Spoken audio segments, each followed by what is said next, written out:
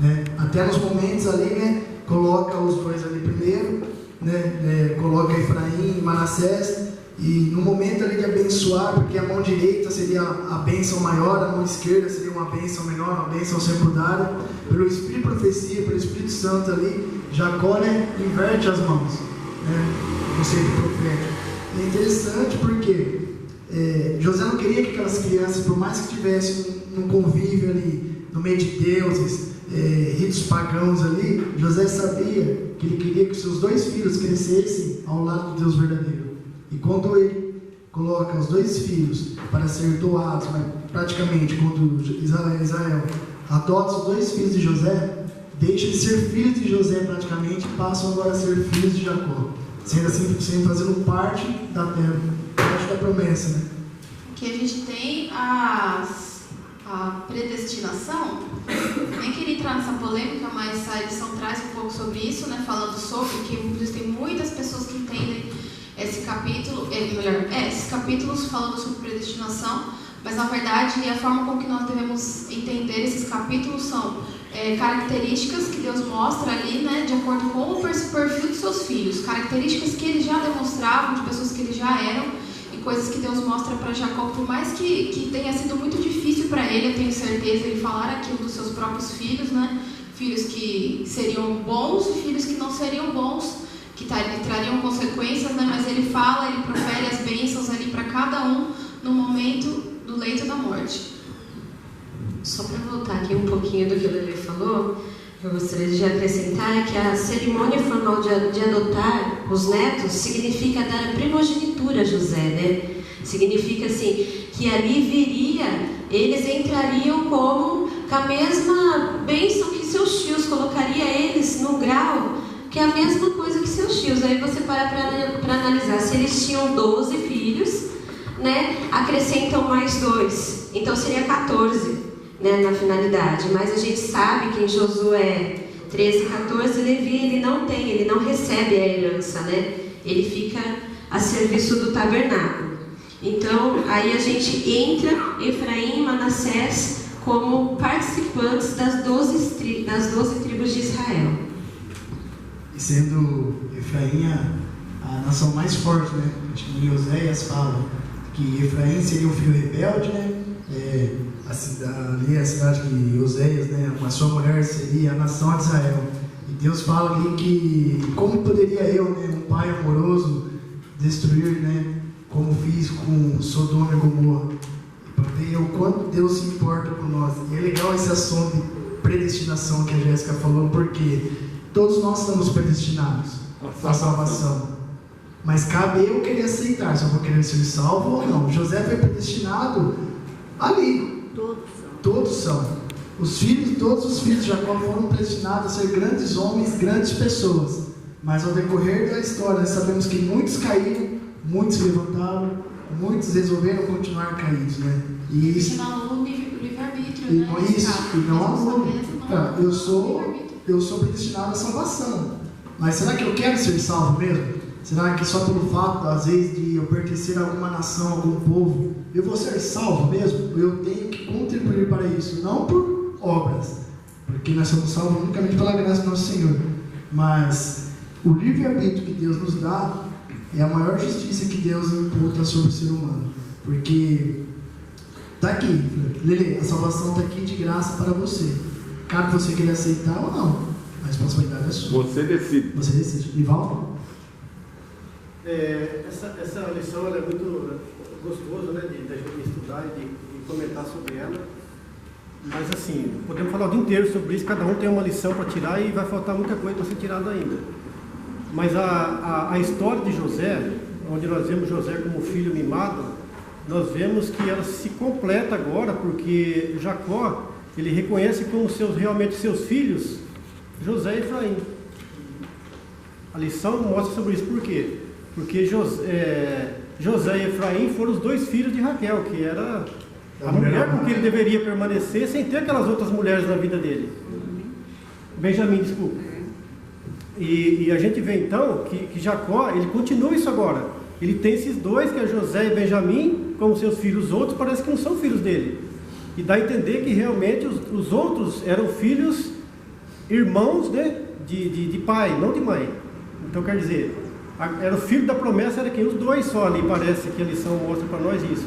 Então as bênçãos de Jacó é destinada a esses dois homens, e nós vamos ver no decorrer da lição que as bênçãos de Jacó, quando ele abençoa agora os 12, as bênçãos vêm de acordo com as consequências das escolhas que os outros filhos fizeram nos caminhos errados. É isso que eu ia falar. A bênção de José seria com os filhos por causa da primogenitura, da porção dobrada, né? Também.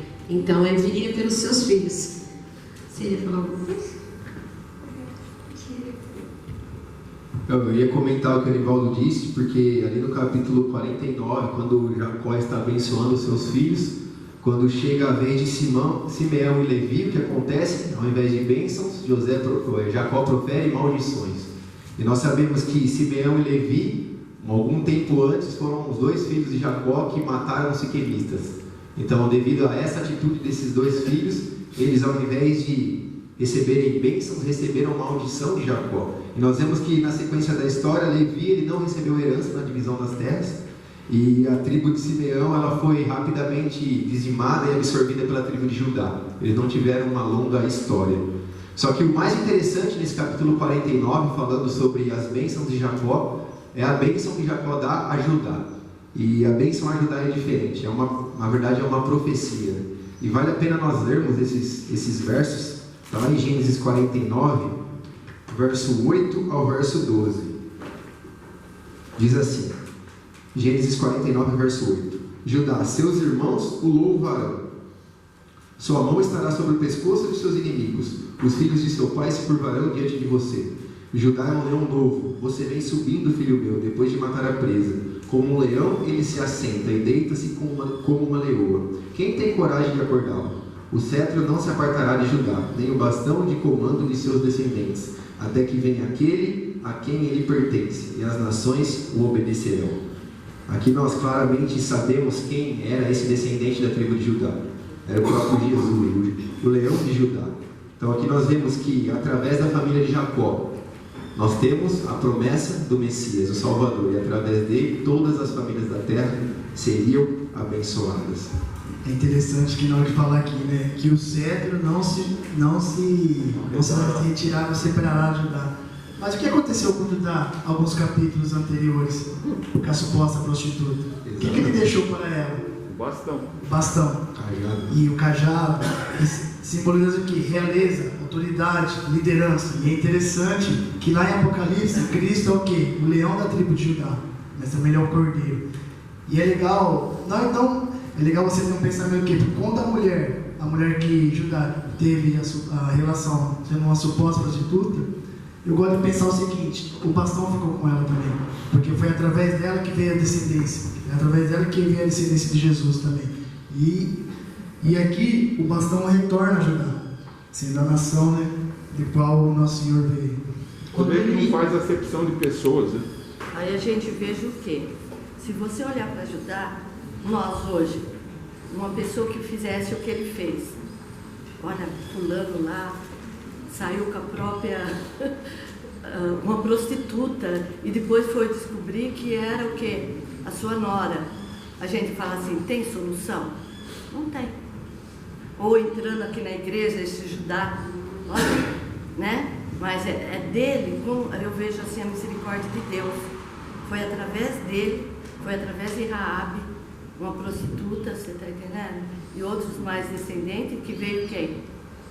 Jesus, mostrando que Jesus está pronto, aqueles que aceitam para todos.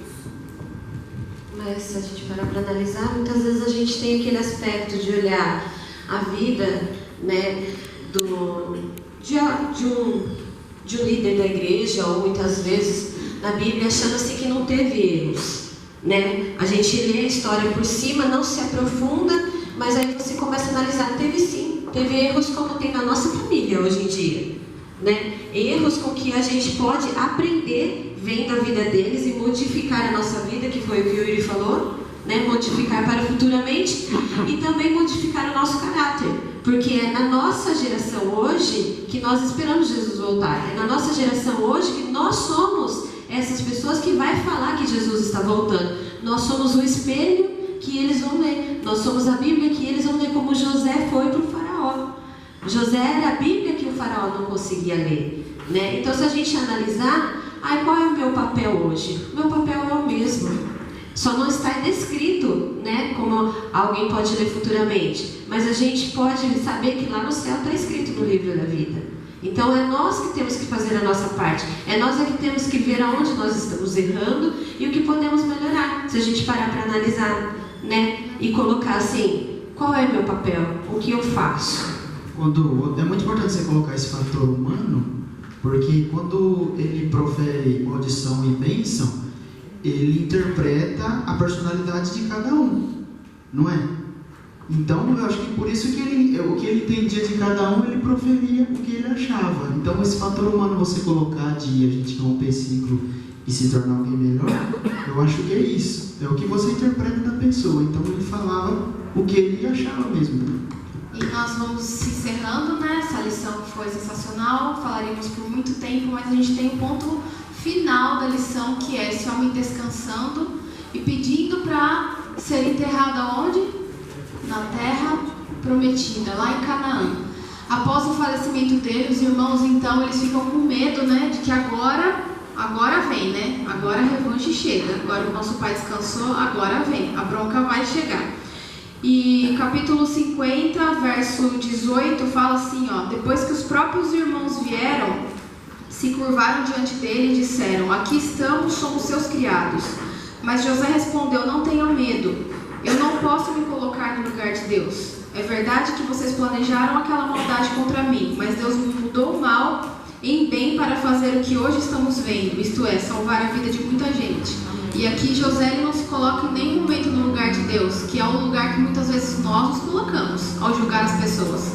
Nós sim nos colocamos. Quando alguém comete alguma coisa errada, principalmente os famosos pecados que são os grandes, né? Aqueles que saem abertos, que saem aí para visualização, a gente sim está julgando o outro. Aqui José não fez isso. Ele vai lá e fala: eu não posso tomar o lugar de Deus. Depois do falecimento de José, ele pede para que os seus ossos ficassem lá, né, por um tempo, porque eles estavam no Egito, mas ele não pertencia ao Egito. E o fato dele talvez ter tomado essa decisão, essa escolha, fosse para que as pessoas sempre se lembravam a história e de quem estava ali, era o José. O livro Patriarcas e Profetas, eu trouxe uma reflexão aqui para encerrar, que fala assim: a inspiração registra fielmente as falhas de homens bons que se destacaram por terem recebido o favor de Deus. Isso tem dado aos incrédulos um motivo para zombarem da Bíblia. Entretanto, uma das mais fortes evidências da veracidade das Escrituras é que ela não minimiza os fatos nem oculta os pecados de seus grandes personagens. Se a Bíblia tivesse sido escrita por pessoas não inspiradas, certamente teria apresentado seus ilustres personagens de maneira mais elogiosa. Nós falamos sobre isso na classe. O mais interessante de tudo isso é que eram pessoas, seres humanos como nós, e que erram, e família desestruturada, assim como nós, que erramos, mas que estão aí buscando o quê? A salvação, a vida eterna, por intermédio de Deus. Amém. Então que essa lição tenha abençoado você, assim como eu tenho certeza que nos abençoou na nossa classe. A gente sentiu que o nosso estudo foi muito rico esse trimestre, e que a gente não perca, né, a esperança e a necessidade de passarmos tempo realmente estudando as Escrituras. Amém. Vamos nos colocar de pé e vamos orar. Querido Deus e amado Pai, nós te agradecemos, Senhor, por mais esse momento, esse privilégio que temos de passar estudando a Tua Palavra, estudando um pouco mais sobre a história do Teu povo, o quão é maravilhoso o Teu plano da salvação para cada um de nós.